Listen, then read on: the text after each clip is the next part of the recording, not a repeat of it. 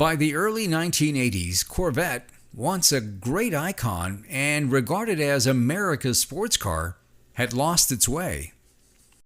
Decades of regulations, emissions, economic hardships, and a crippling fuel crisis in the late 1970s threatened to kill off one of the most capable performance cars on the planet. When the C3 Corvette ended production in 1982, it was underpowered, overweight, and appealed more to boulevard cruisers than those looking for performance.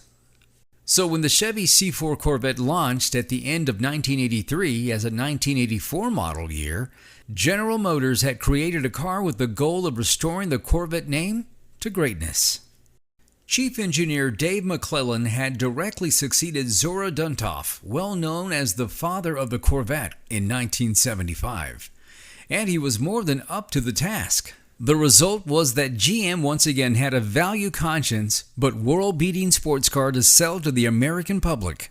And it was one that would last a lengthy 12 years on the market before being replaced with the C5 Corvette. The earliest Chevrolet C4 Corvettes aren't necessarily the best-looking or best-performing variants, but they are the cheapest to purchase today. The average examples in good condition are found for well less than $10,000. And let's not forget that the C4 Corvette was Motor Trend's 1984 Car of the Year. Early C4 Corvettes produced a fairly meager 205 horsepower with a notoriously unreliable crossfire fuel injection system that was often nicknamed ceasefire. Transmission options were a 4-speed automatic or the usual Doug Nash 4+3 4-speed manual gearbox with the electronic overdrive on the higher 3 gears. A coupe with a Targa-styled one-piece removable top was the only body style initially available for the C4. The interior was a chunky, straight-edge design with a fully digital display that was all the rage in the 1980s. In 1985, tune port injection replaced the crossfire system and power increased by 25 horsepower for 230 horsepower total. Chevy also softened up the suspension after too many magazine reviews trashed the track-tuned Corvette's ride, though a Z51 heavy-duty performance suspension option was still available for those who didn't mind. The 1986 model year brought the return of a Corvette convertible, which by the way also paced that year's Indy 500, along with standard ABS and new aluminum cylinder heads for another 5 horsepower gain. While values aren't dramatically greater than earlier cars at this stage, convertibles do bring a bit of a premium. By now, more Corvettes were ordered with automatic transmissions than manuals. In 1987, output for the C4 Corvette increased again to 240 horsepower, thanks to more efficient roller lifters that replaced the old hydraulic versions.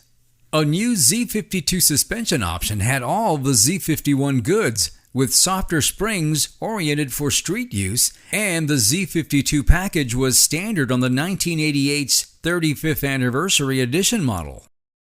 The year 1989 brought a contemporary 6-speed manual gearbox supplied by ZF, along with an optional body-colored hardtop for convertible models.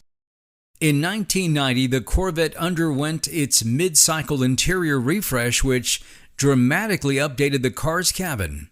Analog gauges returned, but with a large LCD display in the center of the instrument panel that offered speed and other data in digital format.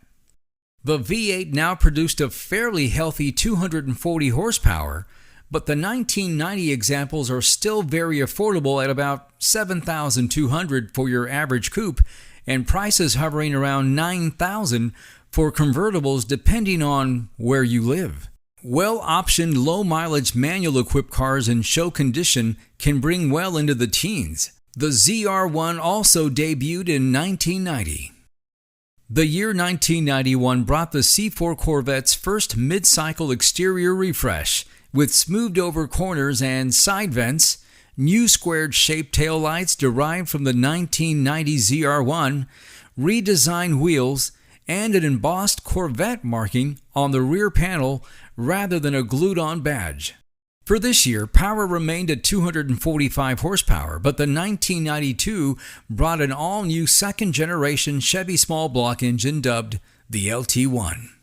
Output was now an impressive 300 horsepower, enough to really stick it to the entry-level performance cars like the Porsche 911. In 1993, a 40th anniversary edition arrived with ruby red paint and interior. And today, such cars can bring $3,000 to $4,000 more on a coupe and convertible respectively.